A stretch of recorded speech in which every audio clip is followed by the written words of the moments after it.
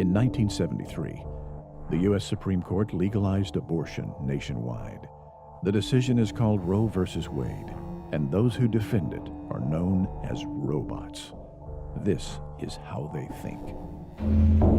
Why should a woman who is acting responsibly be forced into motherhood just because her birth control failed?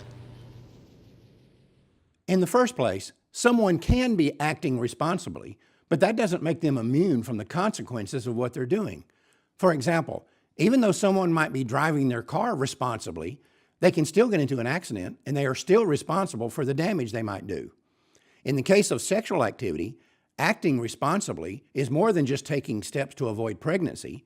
It is also accepting, before getting into a sexual relationship, that pregnancy is always a possibility.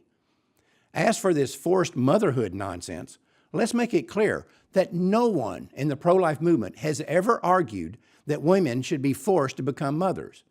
But when a woman is already pregnant, her only options are to be the mother of a live baby or to have an abortion and be the mother of a dead baby. Also, if the argument is that sexually active women should not be forced into motherhood simply because their birth control fails, the question becomes, do we extend that same option to men? After all, we are constantly being told that legalized abortion is about equal rights for men and women.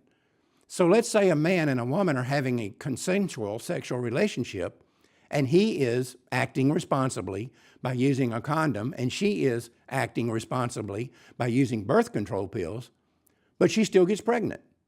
In that case, if she decides to abort their child, he has no legal way to stop her.